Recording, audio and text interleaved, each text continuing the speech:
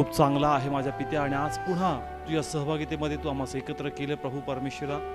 हे प्रभू, आजचं वचन आम्हासाठी खूप महत्त्वाचं आहे, कारण प्रभू वचनाचं उलगडणं प्रकाश देतं, आणि म्हणून या वचनाचा उलगडा आम्हाला होऊ दे प्रभू. तर प्रभू परमेश्वरा, ज्या प्रकारे तू आम्हाशी गेल्या 2-3 सत्रामध्ये बोलला प्रभू, आज पुन्हा आम्हाशी बोल. पोशाखाचं महत्त्व आम्हाला समजू दे माझ्या परमेश्वरा. हा पोशाख जे तारण आहे प्रभू, हे टिकून ठेवणं किती गरजेचं आणि महत्त्वाचं आहे. आणि म्हणून प्रभू आज त्या प्रत्येक लोकांवर तू प्रकाश पाड प्रभू परमेश्वर.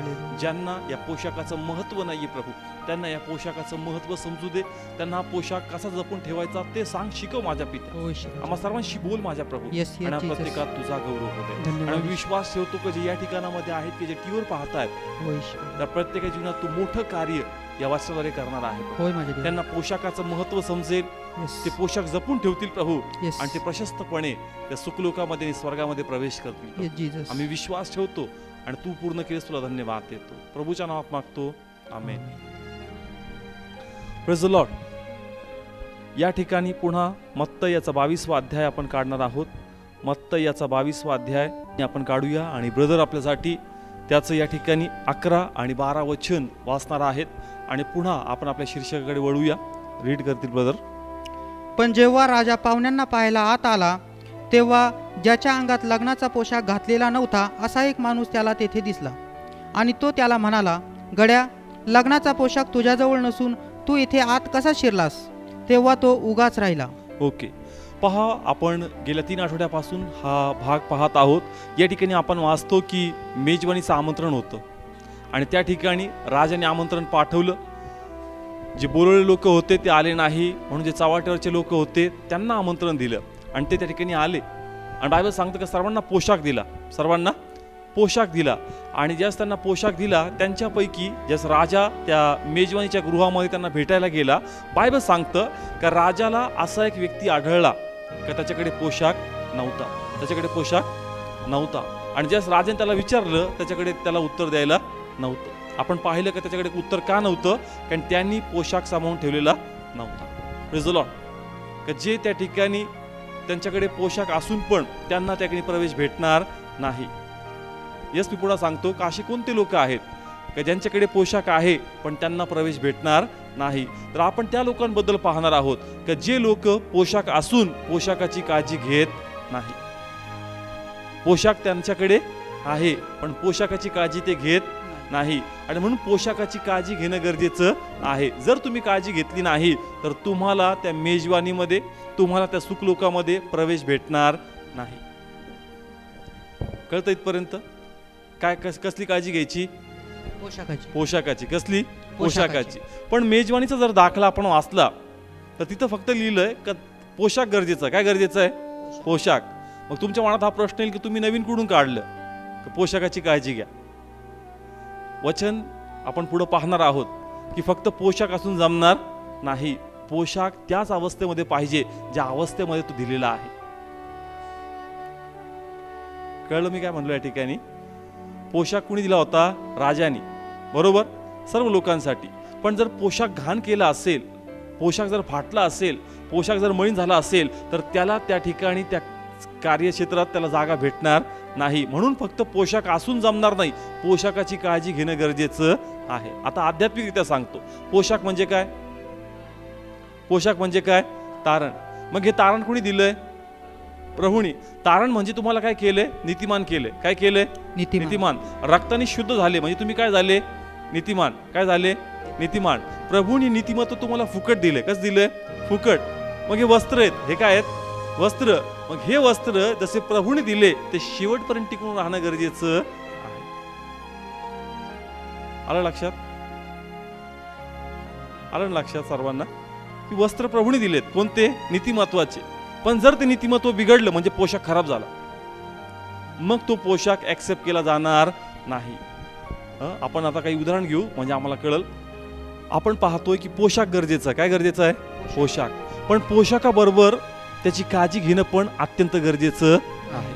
फक्त पोशाख असून जमणार नाही, काळजी घेणं गरजेचं आहे. का? कारण जर तुम्ही पोशाखाची काळजी घेतली नाही तर तुम्हाला त्या मेजवानीसाठी प्रवेश दिला जाणार नाही. आता जसा हा पोशाख शुभ्र आहे, आता पोशाख कसा पाहिजे बायबलमध्ये याच्याबद्दल सांगितलेलं आहे. निर्गमाच्या पुस्तकामध्ये, तो किरमिजी रंगाचा, निळ्या रंगाचा, पण हे समजावं म्हणून हा पोशाख आपण घेतला. आता पोशाख तुम्हाला कसा दिसतोय? शुभ्र. कसा दिसतोय? शुभ्र. आणि या ठिकाणी जर आपण एक वचन या ठिकाणी घेऊया, जर आपण प्रगटीकरण काढलं त्याचा 19वा अध्याय आणि 8वं वचन घेऊ, थोडंसं पोशाखाबद्दल आपण पाहूया. प्रगटीकरण त्याचा 19वा अध्याय आणि 8वं वचन. आणि तिला असे नेमून दिले होते की तिने शुद्ध आणि तेजस्वी तागाचे बारीक वस्त्र नेसावे. ते तागाचे बारीक वस्त्र पवित्रांची न्यायपणाची कामे आहेत. ओके, वस्त्राबद्दल सांगितलं. कशाबद्दल? वस्त्राबद्दल. कसे पाहिजेत ते? शुभ्र. कसे पाहिजेत? शुभ्र. शुभ्र. कलर कोणताही असो, पण ते कसे पाहिजेत? शुभ्र. आता हा पोशाख कसा आहे? शुभ्र. आणि तेजस्वी तागाचा. कसा? तेजस्वी ताग कळतं ना, म्हणजे कसा? चमचम करणारा. कसा? चमकणारा. कसा? चमकणारा. म्हणजे या ठिकाणी स्पष्ट लिहिलंय का तो शुभ्र पाहिजे, तो तेजस्वी तागाचा पाहिजे. आणि म्हणून या ठिकाणी जर हा पोशाख तुम्हाला राजाने दिलाय आणि जर या पोशाखाची तुम्ही तेजस्वीपणा, जर याची शुभ्रता तुम्ही टिकून ठेवली नाही, तर तुम्हाला राजा त्या ठिकाणीच्या मेजवानीमध्ये परवानगी देणार नाही.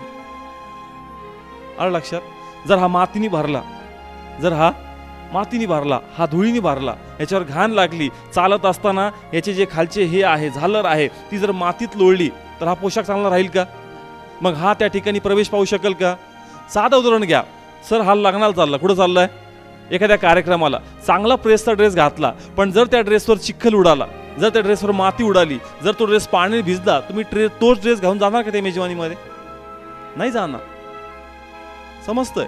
तिथं तुमची इच्छा आहे का जायचं किंवा नाही जायचं, पण या ठिकाणी परमेश्वर तुम्हाला प्रवेश देणार नाही. ज्या प्रकारे राजाने पाहिले का पोशाख कुठे? पोशाख नव्हता. या ठिकाणी पोशाख आहे, पण जर पोशाखाची काळजी नाहीये, पोशाख जर चांगल्या अवस्थेमध्ये नाहीये, तर तुम्हाला प्रवेश भेटणार नाही. आणि म्हणून पोशाख चांगला असावा म्हणून काय घ्यावी लागेल? दक्षता. समजतंय? काळजी घ्यावी लागेल, याची दक्षता घ्यावी लागेल. तुम्हाला स्वतःलाच मनामध्ये काही गोष्टी तुमच्या समोर आखाव्या लागतील का नाही. पाण्यातून चालताना जागा थोडासा वर उचलायचा. धूळ माती असेल त्या जागेत जायचं नाही. कुठं बसायच्या अगोदर ती जागा पुसायची आणि मग व्यवस्थितपणे बसायचं. समजतंय? तुम्हाला काळजी घ्यावी लागेल. आणि ही काळजी घेण्यासाठी तुम्हाला स्वतःच मनामध्ये काही गोष्टींची यादी तयार करावी लागेल का मला काय करायचं, काय करायचं नाही, जेणेकरून हा पोशाख चांगला राहील. जर मी असं जसं कुठं लोळलो, झोपलो, त्याची सगळे प्रेस निघून जाईल, याला गुड्या पडतील. म्हणून या पोशाखाची काळजी घेणं अत्यंत गरजेचं आहे. कळतंय? कारण हा पोशाख ज्यास दिला होता हा चांगला होता, हा शुभ्र होता, याच्यावर कोणत्या झुरड्या पडलेल्या नव्हत्या. पण जर हा पोशाख मातीने भरला, हा मातीने खराब झाला, हा घाणीत बसला, जर याच्या गुड्या ह्याला पडल्या, तर हा पोशाख त्या अवस्थेमध्ये राहणार नाही का हा त्या मेजवानीमध्ये जाऊन सहभागीदार होईल. म्हणून पोशाखाची काय घेतली पाहिजे? काळजी घ्यायची. काय घेतली पाहिजे? काळजी. आता ह्या पोशाखातून आम्हाला आध्यात्मिकरित्या समजायचं का आम्हाला कोणता पोशाख दिला प्रभूंनी? तारणाचे वस्त्र.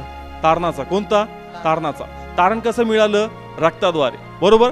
त्याच्या रक्ताद्वारे आम्हाला काय केलं? शुद्ध. काय केलं? शुद्ध आणि नीतिमान. आणि काय? नीतिमान.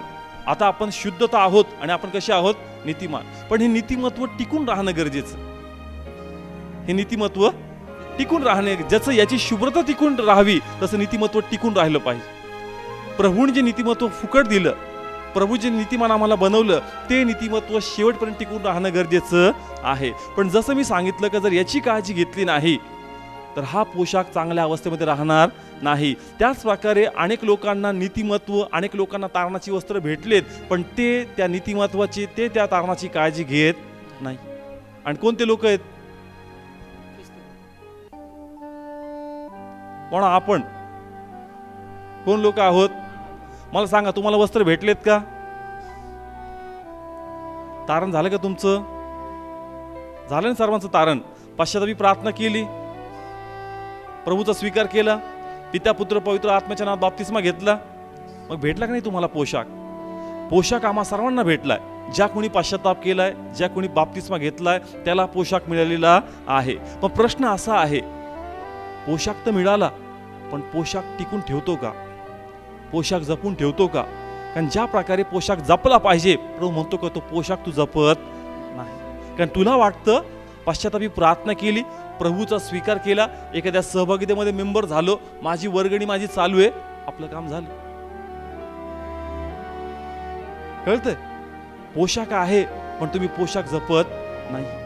ज्या प्रकारे हा पोशाख जपण्यासाठी काही गोष्टींचं मनन तुम्हाला करावं लागेल, काही गोष्टींची काळजी तुम्हाला घ्यावी लागेल, त्याच प्रकारे जे तारण तुम्हाला मिळाले, जे नीतिमत्व तुम्हाला मिळाले, ते टिकून ठेवण्यासाठी तुम्हाला तुमच्या जीवनात वचनाचं अनुकरण करणं खूप गरजेचं आहे. का? कारण हे वचन तुम्हाला भटकू देणार नाही, हे वचन तुम्हाला चुकू देणार नाही, हे वचन जे आहे तुमचा पोशाख घाण होऊ देणार नाही. पण जर वचन तुमच्यामध्ये नाहीये तर तुमचा पोशाख कधी घाण होईल, तुमचं तारण कधी लॉस होईल तुम्हाला कळणार नाही. कळतंय का? कळतंय का? आवड चाललंय? कळतंय ना? तुम्हाला तारण मिळाले, तुम्हाला तारण मिळालंय, पण जसं मी सांगितलं का पोशाख जर घाण झाला तर त्याला त्या ठिकाणी प्रवेश भेटणार नाही. तुम्हाला नीतिमत्व तारण मिळालंय, पण जर वचनच तुम्ही शोधत नाही, वचनाचं मागे जर तुम्ही चालत नाही, वचनाचं अनुकरण करत नाहीये, तर तुमचा पोशाख घाण अवस्थेमध्ये पडलेला आहे आणि अशा पोशाखात तुम्हाला त्या ठिकाणी जागा भेटणार नाही. म्हणून पोशाख जपणं अत्यंत गरजेचं आहे. ज्या प्रकारे मी सांगितलं का धूळ लागल, माती लागल, घाण लागल, चिखल उडल, जपलं पाहिजे, त्याच प्रकारे आम्हाला तारण मिळालंय. मग आता आम्हाला वाईट गोष्टीपासून वाचलं पाहिजे. जी प्रत्येक वाईट गोष्ट आम्हाला आमच्या तारणापासून पाडल, आमचा पोशाख खराब करेल, त्या गोष्टीपासून स्वतःला वाचवणं खूप गरजेचं आहे. पण प्रभू म्हणतो का आज मला ते दिसत नाहीये. सगळ्यांना वाटतं का नाही आता माझा स्वर्गातला प्रवेश फिक्स झाला. का? कारण माझा काय झालाय? बाप्तिस्मा. मी चर्चचा मेंबर देखील आहे, पाळकाचा मी खूप चांगला परिचित देखील आहे. अरे पण तू हे सर्व करतो, पण वचन तू शोधतो का? वचनाची भूक तू बाळगतो का? वचनाद्वारे स्वतःला पापापासून कसं वाचवायचं याचे तू प्रयत्न करतो का? आलं लक्षात? आपल्याला काय वाटतं की बाप्तिस्मा झालाय का पश्चातापी प्रार्थना केली, आपण सरेंडरवर खूप जोर देतो. कशावर? करा सरेंडर. आपलं वाटतं सरेंडर केलं का गेलं स्वर्गात. तो फक्त एंट्री आहे, पण जाण्यासाठी पोशाख टिकून ठेवणं खूप गरजेचं आहे. आलं लक्षात? सरेंडर करणं चांगली गोष्ट आहे, पण जर त्याचं जीवनच प्रभूला समर्पित नाहीये मग त्या सरेंडर करण्याचा फायदा आहे का? नाही आलं लक्षात? आपण म्हणतो काय करा, लगेच म्हणतो हे प्रभू मी पाश्चातापी, हा मी पाश्चातापी, स्वीकार, हा स्वीकार. जीवनक्रमच जर बदलला नाही, पापातूनच जर बाहेर आला नाही, ते सरेंडर काय कामाचं? आलं लक्षात? सरेंडर करा, पण त्यानंतर जे त्याला प्रभूचे मार्ग दाखवले पाहिजे ते नक्की दाखवा. का? कारण त्याचद्वारे त्याचं तारण टिकून राहील. आलं लक्षात? म्हणून पोशाख सांभाळणं खूप गरजेचं आहे. पण ज्या प्रकारे पोशाख सांभाळण्यासाठी कसली गरज आहे? वचनाची. कसली? मला सांगा, बरं आणि वाईट कोण फरक सांगतं? वचन. कोण फरक सांगतं? वचन. वचनच सांगाल का काय काळजी घ्यायची? कोणत्या गोष्टी तुम्हाला टाळायच्या, कोणत्या गोष्टी तुम्हाला करायच्या, कसं तुम्हाला प्रभूच्या मार्गात चालायचं हे तुम्हाला वचन सांगल. पण वाचनाचा शोध करणारे लोक प्रभूला सापडत नाही. एकदा का बाप्तिस्मा झाला, एकदा का चर्चची सहभागितेची एखादी मेंबरशिप भेटली, तो व्यक्ती कम्फर्ट झोन मध्ये जातो. कम्फर्ट झोन म्हणजे काय कळतं ना? का नंतर त्याला वाटतं का आता सर्व काही झालेलं आहे, मी प्रशस्तपणे देवाच्या राज्यात प्रवेश करेल. पण ते म्हणतो लक्षात ठेव, पोशाख दिलाय, पण जर पोशाखाची काळजी घेतली नाही तर तुला प्रशस्तपणे प्रवेश भेटणार नाही. फक्त पोशाख नाही, पोशाख सांभाळणं, त्याची काळजी घेणं खूप गरजेचं आहे. आणि जर या पोशाखाची काळजी घ्यायची तर काय पाहिजे? वचन. काय पाहिजे? वचन. कारण वचन तुम्हाला पाप करण्यापासून अडवतं, वचन तुम्हाला बरं वाईटाचं ज्ञान देतं. म्हणून प्रभूला ते लोक पाहिजेत जे काय शोधतील? वचन. कारण जर आपण मत्तयाचा 5वा अध्याय आणि 6वं वचन आपण वाचूया. मत्तयाचा 5वा अध्याय 6वं वचन. ना न्यायपणाची भूक व तहान लागली आहे, ते आशीर्वादित आहेत, कारण ते तृप्त होतील. ओके. काय लिहिलंय? ज्यांना न्यायपणाची भूक व तहान लागली आहे. याचा अर्थ काय होतो? ज्यांना न्यायपणाची भूक व तहान लागली. आता मला सांगा, आपण न्याय नाही आहेत का? आपण तारण झालं का नाही? प्रभूचा स्वीकार करून तुम्ही नीतिमान झाले का नाही? झाले. पण तरी पण काय शब्द लिहिले त्या ठिकाणी? जे न्यायपणाची भूक बाळगतात. कसली? न्यायपणाची भूक बाळगतात ते आशीर्वादित आहे. ते आशीर्वादित आहे म्हणजे काय? न्यायपण तर मिळालं, पण ते टिकून राहण्यासाठी वचनाची भूक बाळगणं गरजेचं. का? कारण न्यायपण आहे, नीतिमत्व फुकट मिळालंय, तारण तुमचं झालंय, नीतिमान तुम्हाला घोषित केलंय, पण ते नीतिमत्व टिकून राहण्यासाठी तुम्हाला वचनाचं मार्गदर्शन असणं खूप महत्वाचं आहे. जर वचन तुमच्याकडे असेल तर पापात तुम्ही पडणार नाही, तर हा पोशाख शुभ्र राहील आणि हा घाण होऊ शकणार नाही. म्हणून वचनाचा शोध करणारे लोक पाहिजे. कोणते? वचनाचे. कारण ज्या प्रकारे वचनाचा शोध पाहिजे, प्रभू म्हणतो का तो शोध दिसत नाही. आज लोकांचं माझ्याकडे पाहणं फक्त त्यांचे व्यक्तिगत आजार, त्यांचे व्यक्तिगत समस्या, त्यांचे व्यक्तिगत कौटुंबिक त्रास, त्याच्या पलीकडे कुणीच मला पाहण्याचा प्रयत्न करत नाही. मी जे सांगण्याचा प्रयत्न करतोय, मी जे दाखवण्याचा प्रयत्न करतो ते कुणीच घेत नाही. तुम्हाला वाटतं नाही तारण झालं माझं, हे काय आम्ही मेंबर आहेत, आमची वर्गणी चालली नाही. पोशाख तर तुला भेटलाय, पण जपून ठेवण्यासाठी जी काळजी घेतली पाहिजे ती काळजी जर तू घेतच नाहीये तर तुला प्रशस्तपणे त्या ठिकाणी प्रवेश भेटणार नाही. म्हणून पोशाखाची काळजी घेणं गरजेचं आहे. का? कारण बायबल सांगतं की जुनं जीवन संपलंय, जुनं जीवन संपलंय आणि प्रभूत आमचा नवीन जन्म आहे. आणि म्हणून नवीन जन्म जो झालाय, नवीन पोशाख जो मिळालाय तो जपणं खूप गरजेचं आहे. अजून सोपं करू याला, रोमकरास पत्र काढू आपण. रोमकरास पत्र 6वा अध्याय आणि त्याचं 13 वचन वाचूया. रोमकरास पत्र वाचूया 13 वचन. मी पुन्हा एक्सप्लेन करेल, हे वचन समजून सांगाल या ठिकाणी. आणि तुम्ही आपले अवयव अन्यायाची शस्त्रे होण्याकरता पापाला सादर करीत राहू नका. तर आपण मेलेल्यातून जिवंत झालेले असे आपणास देवाला सादर करा. आता या ठिकाणी आणि कोणाला आपले पत्र लिहिलंय? अवयव रोमकरास पत्र कोणाला? कोणी लिहिलं? पॉलनी. कोणी लिहिलं? पॉलनी. पॉलनी पाहिलं का लोकांनी प्रभूचा स्वीकार केलाय. कोणाचा? यस, पॉलनी पाहिलं का लोकांनी काय केला? प्रभूचा स्वीकार केलाय. पण जे जीवनक्रम बदललं पाहिजे ते जीवनक्रम बदललेलं नाहीये. आणि म्हणून तो या गोष्टीवर जोर देतोय का तुम्हाला पोशाख मिळालाय. काय मिळालाय? पोशाख. पहिले तुम्ही पाप केलं, तुम्ही वाईट जीवन जगत होते, वाईट सवय तुमच्यामध्ये होते, वाईट विचार तुमचे होते, वाईट गोष्टीच्या मागे तुम्ही पळत होते. पण रक्ताद्वारे सगळं शुद्ध झालं, रक्ताद्वारे सर्व शुद्ध झालं आणि तुम्हाला नवीन पोशाख दिला. कसा? नवीन. पण पुन्हा हा पोशाख जर तुम्ही घाण कराल, पुन्हा तुम्ही पाप कराल, पुन्हा तुम्ही द्वेष कराल, पुन्हा तुम्ही व्यभिचार कराल, पुन्हा तुम्ही गर्व कराल, पुन्हा तुम्ही द्वेष कराल, तर हा पोशाख तुम्ही घाण करताय. आणि मग जर हा दिलेला शुभ्र पोशाख तुम्ही घाण केला तर तुम्हाला त्या ठिकाणी जागा भेटणार नाही. अलग लक्षात? पोशाख शुभ्र पाहिजे. कसा पाहिजे? शुभ्र. कारण देवाने देताना तो कसा दिला होता? शुभ्र. म्हणजे तुम्हाला नीतिमान केलं. कसं केलं? नीतिमान. पण जर तुम्ही पुन्हा पापाकडे वळणार, पुन्हा त्याच गोष्टी करणार जे देवाच्या विरुद्ध आहे, तर नेहमी एक गोष्ट लक्षात ठेवायची का मी माझा पोशाख घाण करत आहे आणि असा पोशाख घेऊन मी त्या ठिकाणी प्रवेश मिळू शकणार नाही. म्हणून कसली गरज आहे? वचनाची. कसली गरज आहे? वचनाची. हा पोशाख घ्यावा म्हणून दक्षता घेणं अत्यंत गरजेचं आहे. म्हणून प्लीज दक्षता घ्या. आणि दक्षता कशाने होईल? काय या ठिकाणी सांगण्याचा प्रयत्न करतोय की जसा हा ड्रेस आहे, याच्या मनात त्याला काही गोष्टी स्टोअर करून ठेवाव्या लागतील. पाण्यात जायचं, घाणीत बसायचं नाही, सुरगळू द्यायचा नाही, घाम येईल याची दक्षता घ्यायची म्हणून कशासमोर थांबायचं? फॅन समोर. कारण काय होईल? खराब पोशाख. समजतंय? जशी हा दक्षता घेतोय त्याच प्रकारे जे नीतिमत्व आम्हाला फुकट मिळालंय ते टिकून ठेवण्यासाठी आम्हाला वचनाद्वारे दक्षता घ्यायची आहे. मला जपायचंय स्वतःला, कारण माझा पोशाख घाण होईल, माझा पोशाख घाण होईल. आलं लक्षात? जसं आपण खूप चांगला ड्रेसअप करतो ना, असं असायचं का सायकल चालवायचो, जसं खूप चांगले कपडे घातले त्याची सायकल नव्हतं चालवत. काय खराब होईल? कपडे खराब होईल. म्हणून कशाने ट्रॅव्हल करायचं? रिक्षाने. यस, असं पहिलं असं असायचं का चला काहीतरी प्रोग्राम आहे, खूप चांगलं तयार झालोय, सायकल माराल तर घाम येईल, सायकल तर मेकअप बिघडून जाईल, म्हणून त्या दिवशी सायकल नाही, त्या दिवशी रिक्षा. स्वतःची ज्या प्रकारे काळजी घेतो ना, त्याच प्रकारे जे नीतिमत्व आणि तारण फुकट मिळालंय त्याची काळजी घेणं खूप गरजेचं आहे.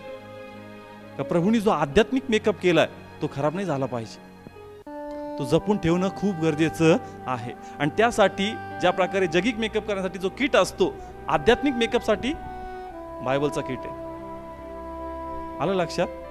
जगिक मेकअप करण्यासाठी जगिक किट आहे, पण आध्यात्मिक मेकअपसाठी काय आहे? बायबल. काय आहे? बायबल. याद्वारे तुम्हाला स्वतःला अजून चांगल्या प्रकारे डेकोरेट करून तुमचं मेकअप बिघडू द्यायचा नाही. म्हणून त्या प्रत्येक वाईट गोष्टीपासून वाचायचं जी देवाच्या विरुद्ध आहे आणि जो आमचा पोशाख खराब करेल त्या गोष्टीपासून आम्हाला दूर राहायचं. Praise the Lord. आलं लक्षात? जसं मी सांगितलं का आता हा नीतिमान आहे, पण जर पुण्याच्या मुखात शिव्या आहे, पोशाख चांगला आहे का? पुन्हा निंदा आहे, पोशाख चांगला आहे का? पुन्हा व्यभिचार आहे, पोशाख चांगला आहे का? नाही. हा पोशाख खराब होतोय. म्हणून प्लीज पोशाख जपा. का? कारण मलाही पहिले तारण खूप सोपं वाटत होतं. मला वाटायचं की पश्चाताप केला, प्रभूत आलो, पण देव म्हणतो का बोलवलेले पुष्कळ आहेत, बोलवलेले पण निवडलेले. मग देव असं कसं? आज तर एवढे लोक बाप्तिस्मा घेतात, एवढे प्रभूमध्ये येत चाललेत, ते म्हणतो येत आहेत भरपूर, पण टिकतायत किती? आणि पोशाखाची काळजी घेतात ते तर खूपच कमी आहेत, कारण त्यांना माहीतच नाही मुळात पोशाखाची काळजी घेणं गरजेचं आहे. त्यांना वाटतं नाही पोशाख आहे ना बस झालं, आमचं नाव आहे ना बस झालं, एक आमचा मेंबरशिप आहे ना बस झालं, आमचं तारण, आमचं एखाद्या पास्टरनी, तुम्ही विचारा त्या पास्टरना जाऊन आमचं बॅप्टिझम झालंय. पोशाख तुला मिळाला नो डाऊट, पण पोशाख टिकून ठेवलाय का? पोशाख टिकून ठेवणं गरजेचं आलं लक्षात. पोशाख टिकून ठेवणं खूप गरजेचं आहे. जर पोशाख टिकल तरच प्रवेश आहे, नाही तर प्रवेश नाहीये प्रवेश आपल्याला, कारण एवढं सोपं नाहीये. प्रभूंनी सोपं केलंय जर वचन फॉलो केलं तर, पण जर वचन तुम्ही अनुकरण करणार नाही, वचनाची द्वारे तुमची दक्षता घेणार नाही, तर हा पोशाख मळीन होईल आणि तुम्हाला जागा भेटणार नाही. म्हणून प्रत्येक ती वाईट गोष्ट जो हा पोशाख खराब करेल, त्या वाईट गोष्टीपासून आम्हाला दूर राहायचं आहे. आलं लक्षात. प्रत्येक वाईट गोष्ट, निंदा असेल, निंदा मुखात आली का समजून घ्या पोशाख खराब. मनात द्वेष आला का पोशाख खराब, राग आला का पोशाख खराब. हा पोशाख सांभाळणं खूप महत्वाचं आहे, कारण हा पोशाख बाह्य गोष्टीद्वारे खराब होऊ शकतो आणि आतल्याही गोष्टीद्वारे. आलं लक्षात. चिखल उडतो, आतून उडल का बाहेरून उडल? बाहेरून. घाण येईल आतून येईल का बाहेरून येईल? कपड्यासाठी. कशासाठी? कपड्यासाठी. काही गोष्टी आहेत त्या बाहेरून येतील, पण काही गोष्टी ज्या त्या आतून येतील. आणि तो काय असतो? माणसाचा घाम. काय असतो? घामदार ड्रेस पिवळा नाही पडणार का? बाहेरच्या गोष्टींची काळजी घ्यायची, त्याच प्रकारे आतल्याही गोष्टीची काळजी घेणं गरजेचं आहे. म्हणजे काय? काही गोष्टी बाहेरून येतात, पण काही गोष्टी आतून येतात. आणि त्या काय आहे? तुमच्या मनात असणारे इतरांबद्दलचे घृणा, इतरांबद्दलचा द्वेष, इतरांसाठी असणारा राग, इतरांकडे पाहणारी नकारात्मक दृष्टी, ही कुठून आली? नाही कळलं? कळतं का? या ठिकाणी मी सांगितलं बाह्य गोष्टींची दक्षता घ्या, पण त्याचबरोबर आतूनही काही गोष्टी येतात का ज्या पोशाख खराब करू शकतात, त्याची काळजी घेणं गरजेचं आहे. काढूया एक वचन या ठिकाणी आपण. जर मत्तय याचा आपण या ठिकाणी मत्तय 15वा अध्याय आणि त्याचं 19 वचन.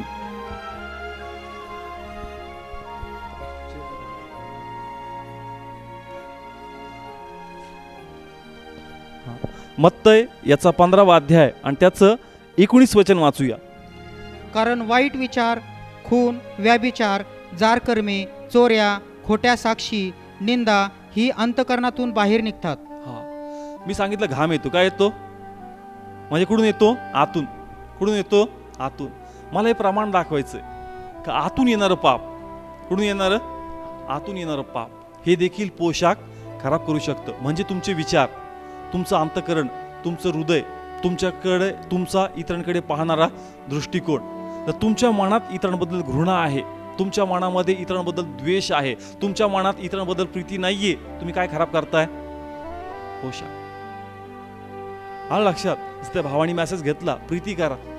प्रीती जर तुमच्यामध्ये नाहीये तर तुम्ही उणे आहात, कारण जर प्रीती तुम्हामध्ये नाहीये तर तुम्ही पोशाख खराब करताय. म्हणून पोशाख जपणं खूप गरजेचं आहे. पिवळा पोशाख आवडेल का? घाम आल्याने पोशाख कसा होतो? कडक. कसा होतो? कडक. उन्हाळ्यात ज्यावेळेस आपण एक शर्ट घालतो, दिवसा फिरून येतो, एखाद्या प्रोग्राम मध्ये जाऊन येतो, संध्याकाळी ते घालायच्या लायकीचं राहत नाही. ड्रेस कसा होऊन जातो? कडक. म्हणून तो ड्रेस टाकावा लागतो आणि दुसरं शर्ट घालावं लागतं. आलं लक्षात. त्याच प्रकारे हा पोशाख प्रभूने रक्ताद्वारे स्वच्छ केलाय, म्हणून याला घाण करायचा नाही. जर एकदा का हा घाण झाला, जागा भेटणार नाही. जसं काही उदाहरण मी तुमच्या समोर मांडतो. आपण प्रभुवचन घेतो आणि लिहिले स्पष्टपणे, प्रभुवचन घेताना आत्मपरीक्षण करा. प्रभुवचन घेताना आत्मपरीक्षण करा, कारण जर तुम्ही अयोग्य प्रकारे घेता, तुम्ही कोणाविरुद्ध हे करता पाप. कारण देवाचं शरीर आपण घेतो, देवाचं शरीर आपण घेतो. कारण अनेक लोक मी पाहिलं की फक्त बाप्तिस आपलं प्रबोधन घेण्या अगोदर पश्चाताप करतात आणि पुन्हा त्यांची तंबाखू ते कंटिन्यू ठेवतात. मग पोशाख आहे का चांगल्या अवस्थेमध्ये? यस. प्रबोधन घेण्यापुरतं ते पश्चातापाची प्रार्थना करतात आणि पुन्हा ते तंबाखू खातात. मग हे पाप फक्त तुम्ही तुमच्याबद्दल नाही, तर तुम्ही देवाविरुद्ध करताय. मग तुमचा पोशाख जो शुभ्र अवस्थेमध्ये होता तो तुम्ही घाण केलेला आहे. आणि मग तुम्हाला वाटतं का हा पोशाख घेऊन तुम्ही त्या ठिकाणी प्रवेश पावाल? कळतंय का? हा पोशाख तुम्ही घाण केलाय. काय केलाय? घाण. आता तुम्हाला जागा भेटणार नाही. स्वतःला समोर आणा. घाण कपडे घालून कोणत्या कार्यक्रमात जाता का? नाही जात. त्याच प्रकारे प्रभू म्हणतो तू आला तरी मी घेणार नाही. का? कारण मी तुला शुभ्र पोशाख दिला. कसा? शुभ्र. आणि म्हणून तुझं पोशाख, तुझं तारण जपणं अत्यंत गरजेचं आहे. आलं लक्षात? म्हणून या ठिकाणी जपा स्वतःला. ती प्रत्येक गोष्ट जी देवाच्या विरुद्ध आहे त्यापासून आम्हाला वाचलं पाहिजे, कारण ते आपला पोशाख घाण करतात. आराधनेबद्दल घेऊया आपण, की अनेकदा आराधना करताना ज्या प्रकारे आपले हात देवाच्या गौरवटी वरती गेले पाहिजेत ते जात नाही आत. पण हेच जगी गीत जर लावलं तर त्यामध्ये आपले हात वर जातात. मग तुमचा पोशाख चांगल्या अवस्थेमध्ये का खराब झाला? आलं लक्षात? नाही आलं? चर्चेचं उदाहरण घेऊ. कसलं? लग्नाच्या वेळेस आतमध्ये काय चालतंय? प्रभूचे गीत चालतात. किती लोकांचे हात वर जातात? किती लोकांचे हात प्रभूला धन्यवाद देतात? एकही नाही. पण तेच हात ज्यावेळेस बाहेर येतात ते न लाजता वरती जातात. आलं का लक्षात? सध्या एक गाणं फॉर्म मध्ये चालू आहे. माहिती आहे का सर्वांना? माहिती आहे सर्वांना. कारण मी पाहिलं की ज्यावेळेस एखादं गीत असेल की समजा प्रभू तेरा प्यार कितना महान, कधी असे हात वगैरे जाणार नाही वरती. पण अशा गीतांवर हात वर जातात का जे देवाच्या विरुद्ध आहे. मग तुझा पोशाख चांगल्या अवस्थेमध्ये तू ठेवलास का? जिथं हात वर करायचा तिथं हात वरती जात नाही. आणि जिथं तू त्याची घृणा केली पाहिजे, तिथं त्याचा द्वेष केला पाहिजे, तिथं त्याला अडवलं पाहिजे, तू लाज देखील बाळग नाही. उलट वेगवेगळ्या स्टाईलने तुझे हात वर जातात. तुझा पोशाख चांगल्या अवस्थेमध्ये तू ठेवलेला नाही आणि तुला प्रशस्तपणे जागा भेटणार नाही. कारण देव म्हणाल मी असा पोशाख दिला नव्हता तुला. मी जो दिला होता तो शुभ्र होता, पण तू त्याला घाण केलाय म्हणून तुला जागा भेटणार नाही. म्हणून या ठिकाणी मला तेच सांगायचं की छोट्या छोट्या गोष्टी आहेत, तुम्ही चेक करा तुमच्या लाईफमध्ये की मी पोशाख जपतोय का माझा पोशाख घाण करतोय मी. कारण जर माझा पोशाख घाण आहे तर मला त्या ठिकाणी जागा भेटणार नाही. तुमचं तारण एवढं लाईटली तुम्ही घेऊ नका. भेटणं सोपं आहे. पश्चाताप केला, प्रार्थना केली, भेटलं तारण. तारण भेटणं खूप सोपं आहे, पण टिकून राहण्यासाठी वचन पाहिजे. टिकून राहण्यासाठी वचन पाहिजे. जर वचन तुमच्याकडे नाहीये तर तुम्ही दक्षता घेऊ शकत नाही, कारण तुम्हाला बरं वाईटाचा ज्ञानच तुमच्याकडे नाही. आणि म्हणून अनेक लोकांनी पोशाख असूनही पोशाखाची काळजी घेतलेली नाही. पोशाख घाण घेतलाय आणि त्यांना वाटतं का नाही प्रशस्तपणे मला त्या ठिकाणी जागा भेटणार आहे. नाही, तुला त्या ठिकाणी जागा भेटणार नाही. एक व्यक्तीचे चर्चमध्ये एवढेच एफोर्ट असतात की पाळक मला चांगल्या प्रकारे ओळखावं, माझ्या लग्नविधीमध्ये तो यावा, माझ्या अंतविधी त्यांनी चांगल्या प्रकारे करावं आणि त्या ठिकाणी जसं माझं शरीर संपून जाईल मला त्या ठिकाणी त्या कब्रस्थानामध्ये जागा भेटावी. इथं जागा भेटली पण पोशाख जर जपून ठेवला नसेल तर तिथं जागा भेटणार नाही. का? कारण तू काळजी याची घेतली, कसली? लग्न लावलं पाहिजे, अंतविधी केला पाहिजे आणि सिमेट्रीमध्ये माझी जागा फिक्स दिली पाहिजे. देव म्हणाल का एवढं जे केलं ना एवढी जागा फिक्स आहे. जेवढे तू इथलं प्रयत्न केले ती जागा फिक्स झाली तुझी. पण ती जागा मिळवण्यासाठी तुला त्या पाळकाला नाही, तुला त्या वरिष्ठ पाळकाला खुश करावं लागेल. आलं लक्षात? समजा हा पाळक आहे, मी याला खुश करणार, ब्रदर हे घे ऑफरिंग, ब्रदर खुश, समजतंय? मी हात पण मिळवणार, खूप चांगला बेस्ट मेसेज आहे पास. पाळक खुश, तो माझ्या अंत्यविधीला येणार, चांगला परिचय मी करून ठेवलाय, मी माझी जागा कन्फर्म केली. फोन करताच आपल्या शब्दाबाहेर पाळक नाही, फोन करताच तो येणार. तू जे इथं चालाकी वापरतो पण तिथं ही चालाकी चालणार नाही. तिथं हा पोशाख जपण्यासाठी वचनच पाहिजे. तो पाळक तसा खुश होणार नाही. आलं लक्षात? प्लीज याला सिरियसली घ्या की आपण कोणाला खुश करतोय. आम्हाला हा पोशाख जपायचा आहे म्हणून तुम्ही वचनाप्रमाणे अनुकरण करा. जर वचनाप्रमाणे अनुकरण तुमच्यामध्ये नाहीये तर तुमचा पोशाख कधीच घाण झालाय आणि तुम्हाला जागा भेटणार नाही. म्हणून काही वचन वाचूया आपण या ठिकाणी. इफिसकारास पत्र 5वा अध्याय आपण काढूया. इफिसकारास पत्र 5वा अध्याय पहिलं वचन वाचूया आपण या ठिकाणी. यास्तव तुम्ही प्रिय लेकरांसारखे देवाचे अनुकरण करणारे व्हा. Praise the Lord. काय लिहिलं स्पष्ट भाषेमध्ये? कोणाचं अनुकरण करा? देवाचे. कोणाचं अनुकरण करा? देवाचे. कारण ज्यावेळेस तुम्ही देवाचं अनुकरण करणार ह्या पोशाखाची क्वालिटी डाऊन होणार नाही. कोणाचं अनुकरण करा? देवाचे. देवाचं. कारण जे तुम्हाला कपडे मिळालेत ते कुणी दिलेत? देवाने. कुणी दिलेत? देवाने. आणि मग याची क्वालिटी त्याच वेळेस मेंटेन राहील, याची शुभ्रता त्याच वेळेस राहील ज्यास तुम्ही त्याला पूर्णपणे समर्पित होणार आहे, ज्यास तुम्ही त्याचं अनुकरण करणार. पण जर त्याचं अनुकरण तुम्ही करणार नाही याची शुभ्रता टिकून राहणार नाही. वाचूया पुढचं अजून एक वचन, 3रं वचन वाचूया. 3रं वचन. आणि पवित्रा शोभते त्याप्रमाणे जार कर्म व सर्व अशुद्धपण किंवा लोभ यांचा तुम्हामध्ये उच्चार न हो. Praise the Lord. काय शब्द वापरला सुरुवातीला? पवित्रा शोभते त्याप्रमाणे. कोणाला शोभतं? पवित्रांस. हा कसा आहे? याला शोभतं तसंच त्यांनी राहिलं पाहिजे. जर हा जर कर्म करतोय, जर हा व्यभिचार करतोय तर हे देवाविरुद्ध आहे. हा पोशाख तुमचा खराब होणार आहे. आणि मग मी वारंवार सांगतो का जागा भेटणार नाही, म्हणून शोभतं असं तुम्हाला राहिलं पाहिजे. अजून एक वचन वाचू त्याचं, 4थं वचन. आणि ओंगळपण किंवा मूर्खपणाच्या गोष्टी किंवा टवाळी जी उचित नाहीत त्यांचाही उच्चार न हो, तर त्याऐवजी उपकार स्तुती हो. Praise the Lord. आणि ओंगळपण किंवा मूर्खपणाच्या गोष्टी किंवा टवाळी जी उचित नाही त्यांचाही उच्चार न हो, तर त्याऐवजी उपकार स्तुती हो. म्हणजे हे जे जीवन आहे ना, फक्त कोणाच्या गौरवासाठी आहे? देवाच्या. जर याच्यामध्ये टावाळकी आहे, याच्यामध्ये टाइमपास आहे, याच्यामध्ये जगिक गोष्टी आहे, तर तुमचा पोशाख पूर्णतः भ्रष्ट झालाय. तुम्हाला प्रभूच्या राज्यात जागा भेटणार नाही. आपण पहिले रोमकरास पत्र वाचलं, कोणतं? आता कोणतं पत्र वाचतोय? एफिस. का लिहितोय पॉल तिथं? कारण तिथं पण हीच गडबड होती. पोशाख तर भेटला होता पण पोशाखाची काळजी घेत नव्हते.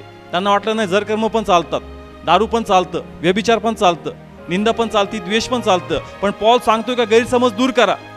तुम्हाला वाटतं का आम्ही प्रभूचा स्वीकार केला, आम्ही वाचलो नाही? तुम्ही वाचलेले नाहीत. तुम्हाला वाईट गोष्टीपासून दूर राहणं, दक्षता घेणं खूप गरजेचं आहे. कोण लिहितोय पत्र? कोण लिहितोय? असंच लिहित नाहीये चला वाटलं चला लिहून टाकूया ना लेटर. नाही, तिकडं काय चाललंय त्याची खोज खबर पॉलला लागलेली आहे.